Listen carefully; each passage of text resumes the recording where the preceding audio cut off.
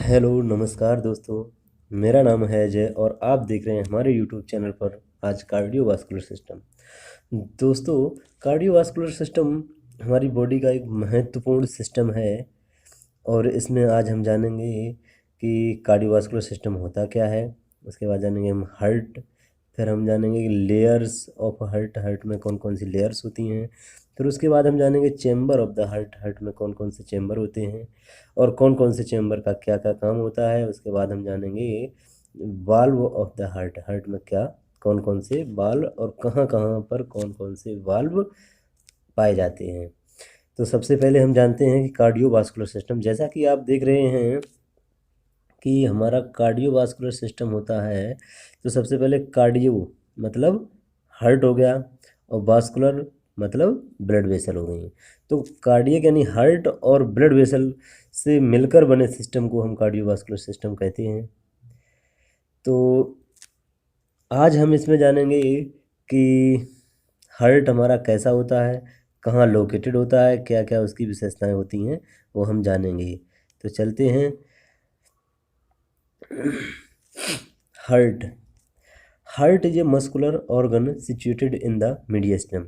Heart एक muscular organ होता है, यानी ये मसल्स का बना हुआ होता है और सिचुएटेड इन द मीडियस्टम, मीडियस्टम में स्थित होता है। मीडियस्टम वह जगह होती है, जो मीडियस्टम होती है वह जगह होती है जो हमारी पीछे से वर्टिब्रा, आगे से स्टेर्नम और बीच में जो हमारे फेफड़े होते हैं, उन तीनों के बीच की जो जगह होती है उसको हम मीडियस्टम बोलते हैं, जहाँ हार्ट स्थित होता है। अब आते हैं वेट हार्ट का होता है। हार्ट का वेट एक अडल्ट मेल में 300 ग्राम होता है। अडल्ट मेल में जो होता है 300 ग्राम होता है और फीमेल में होता है थोड़ा कम होता है, तो वो होता है 250 ग्राम। ये हो गई वेट की बात। अब चलते हैं हम शेप, इसकी शेप होती है वो कौन शेप होती है, कौन शेप, जो हमारी जो कौन शेप होती है उसकी तरह होता है, जैसे एक बंद मुट्ठी, बंद मुट्ठी के आकार का, हल्की सी बंद मुट्ठी से थोड़ा सा बड़ा। साइज की बात करते हैं।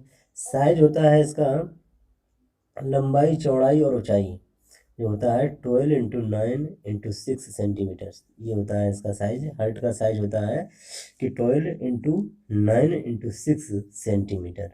लोकेशन की बात करें तो location two third in the left and 1/3 right to the sternum. जो हमारी स्टर्नम होती है, हमारे लंग्स के आगे, जो दोनों लंग्स के बीच में एक मिडिल जो जिफोइड प्रोसेस होती है, वहाँ पे एक स्टर्नम बोन पाई जाती है।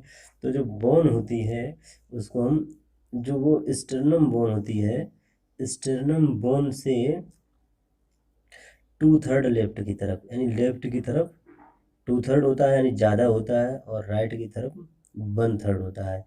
तो ये हमारा स्लाइड मान लो ज़्यादातर लेफ्ट की तरह हार्ट जो होता है, लेफ्ट की तरह ज़्यादा होता है, और राइट की तरफ 1/3, यानी थोड़ा सा पार्ट उसका राइट की तरफ होता है, और ज़्यादातर हमारा जो हार्ट है वो लेफ्ट की तरफ, उसका ज़्यादा large portion of the heart होता है लेफ्ट साइड। अब देखते हैं अपेक्स। अपेक्स अपेक्स जो होता है इन्फेरियरली टिप ऑफ लेफ्ट वेंट्रिकल, जो लेफ्ट वेंट्रिकल होता है वह जो डायफ्राम से सटा हुआ पार्ट होता है उसको हम बोलते हैं apex.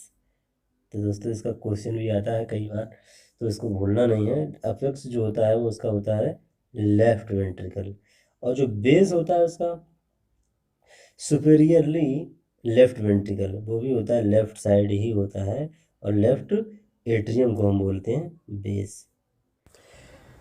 Layers of heart wall, जो हृदय की जो दीवार होती है, जो हृदय की जो दीवार होती है उसमें heart wall is consisting of 3 layer. जो हृदय की जो दीवार होती है वह 3 लेयर से मिलके बनी होती है। तो outer most layer is pericardium, जो ऊपरी लेयर होती है हार्ट की सबसे कवरिंग जो लेयर होती है उसको हम बोलते हैं पेरिकार्डियम, और जो बीच की लेयर होती है उसको हम बोलते हैं मायोकार्डियम। मायोकार्डियम जो है वह बीच की लेयर होती है और ये थिक होती है। मायोकार्डियम जो लेयर होती है वह मोटी होती है। यह इनवॉलेंट्री इन नेचर, जो मायोकार्डियम है वह इनवॉलेंट्री इन नेचर होती है। इसमें हम अपनी इच्छा से कुछ भी नहीं कर सकते हैं। और यह रिस्पॉन्सिबल होती है pumping action of the heart. जो हमारे pumping action of the heart जो होते हैं वो उसके लिए हमारी मायोकार्डियम जो लेयर होती है रिस्पॉन्सिबल होती है। इसमें 3 तरह के मसल फाइबर पाए जाते हैं। 3 टाइप के मसल फाइबर पाए जाते हैं जो कि होते हैं contraction of the heart, generation of impulse, conduction of impulse. ये तीनों जो हमारे मिडिल लेयर के फंक्शन होते हैं, तीनों मिडिल लेयर के फंक्शन होते हैं।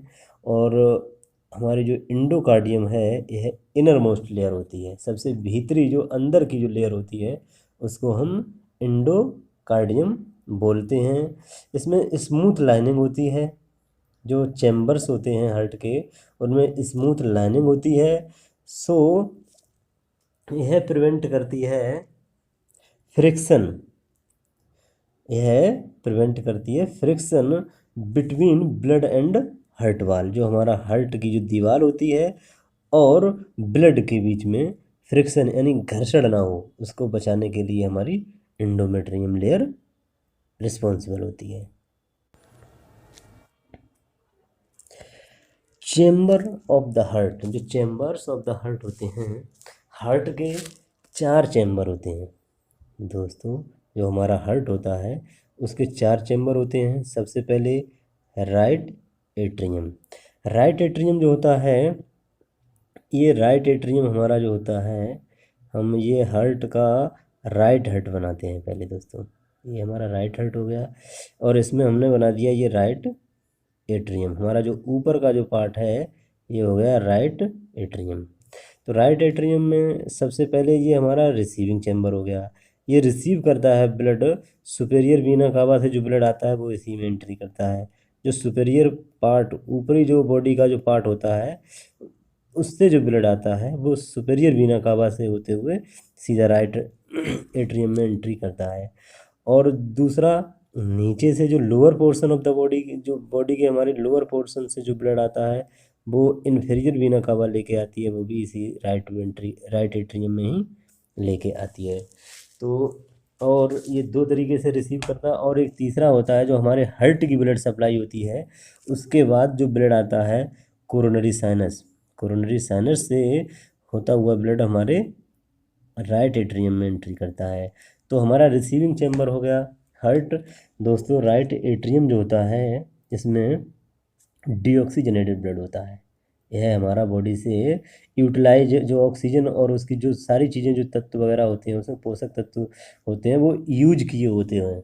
अब ये दोबारा से उन सब को कैरी करने के लिए, ऑक्सीजन लेने के लिए हमारा जो ब्लड है वो हार्ट में आता है। हार्ट से राइट एट्रियम सबसे पहले एंट्री करेगा राइट एट्रियम में। वहाँ से होता हुआ ये बीच में एक वाल्व होता है, वाल्व से होता हुआ ये सीधा आता है हमारा राइट वेंट्रिकल में। तो हमारा ये राइट वेंट्रिकल में होता हुआ, राइट वेंट्रिकल से सीधा हमारा जो ब्लड है ये हमारे हो गए लंग्स। जो लंग्स होते हैं, राइट वेंट्रिकल से एक वाल्व होता है उससे होते हुए सीधा पल्मोनरी आर्टरी के द्वारा ये सीधा हमारा लंग्स में पहुंच जाता है। लंग्स में पहुंचने के बाद ये ऑक्सीजनेटेड हो जाता है ब्लड, और ऑक्सीजन कैरी करने के बाद जो हमारा जो ब्लड है वो, ये हम दोबारा से हार्ट का ये लेफ़्ट पोर्शन बना दे रहे हैं। तो ये लेफ़्ट पोर्शन में हमने इसको इस तरीके से बना दिया है। तो जो ब्लड हमारा लंग्स से ऑक्सीजन कैरी करने के बाद हमारा ब्लड जो है वो आता है लेफ़्ट एट्रियम में, लेफ़्ट एट्रियम में एंट्री करता है। तो दोस्तों हमारा ये भी रिसीविंग चैम्बर हो गया। लेफ़्ट एट्रियम हमारा जो है वो रिसीविंग चैम्बर हो गया। और जो ऑक्सीजनेटेड ब्लड होता है लंग्स से ऑक्सीजन कैरी करने के बाद हमारा लेफ़्ट एट्रियम में ब्लड एंट्री करता है। दोस्तों हमारे हार्ट में दोनों जो एट्रियम होते हैं वो एंट्री चैम्बर होते हैं और दोनों वेंट्रिकल जो होते हैं वो एग्जिट चैम्बर होते हैं, जो आउटफ्लो ब्लड को करते हैं हमारे हार्ट से।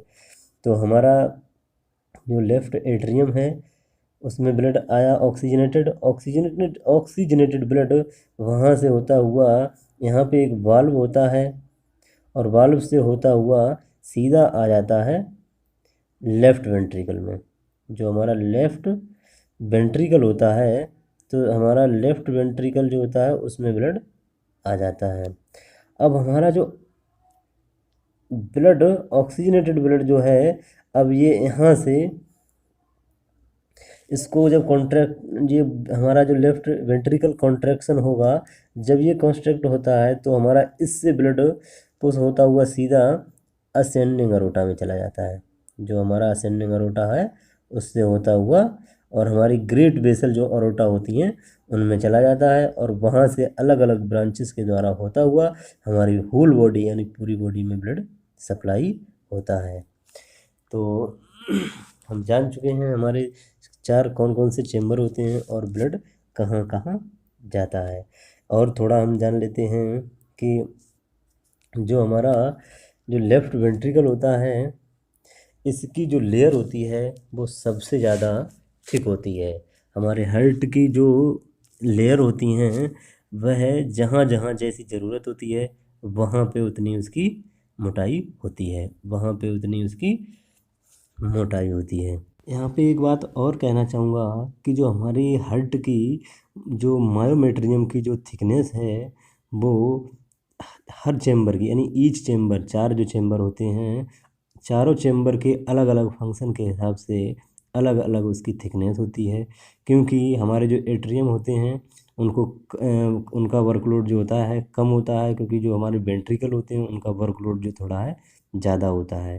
क्योंकि एट्रियम को ब्लड ज़्यादा फोर्स के साथ पुश नहीं करना पड़ता है और एट्रियम जो वेंट्रिकल हमारे होते हैं उनसे जो ब्लड है वो हमारी पूरी बॉडी के लिए होल बॉडी के लिए डिस्ट्रीब्यूट होता है। तो अकॉर्डिंग टू फंक्शन हमारी जो बॉडी जो हमारे हार्ट के जो चैम्बर होते हैं उनकी अकॉर्डिंग टू फंक्शन मायोमेट्रियम की थिकनेस अलग अलग होती है।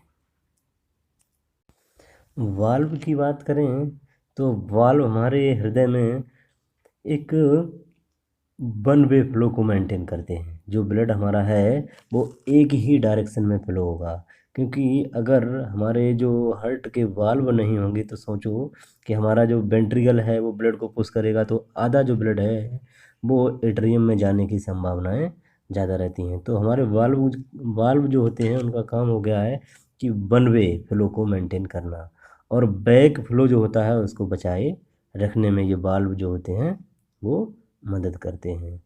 तो जो वाल्व होते हैं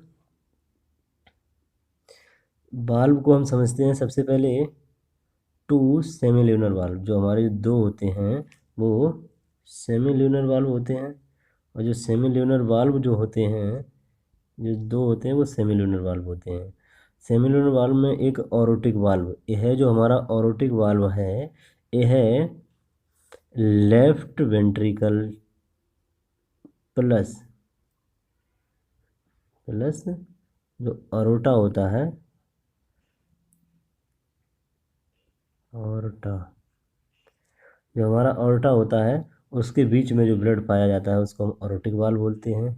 अब हमारा जो पल्मोनरी वाल्व होता है वो राइट वेंट्रिकल से जो ब्लड जाता है पल्मोनरी पल्मोनरी ट्रंक के लिए जब ब्लड जाता है तो हमारा जो वाल्व होता है उसको हम पल्मोनरी वाल्व बोलते हैं।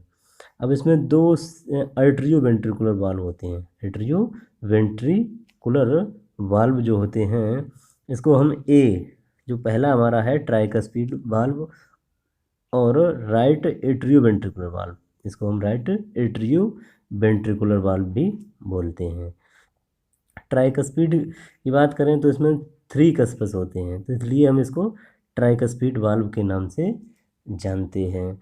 और हमारा जो दूसरा एट्रियो वेंट्रिकुलर वाल्व होता है यह लेफ्ट एट्रियम और लेफ्ट वेंट्रिकल के जो बीच में जो वाल्व होता है इसको हम बाइकस्पिड वाल्व और मिट्रल वाल्व और लेफ्ट एट्रियो वेंट्रिकुलर वाल्व भी बोलते हैं। तो इसमें जो बाइकस्पिड की वजह से इसमें जो बाइकस्पिड वाल्व होता है इसमें हमारे 2 कस्पस होते हैं।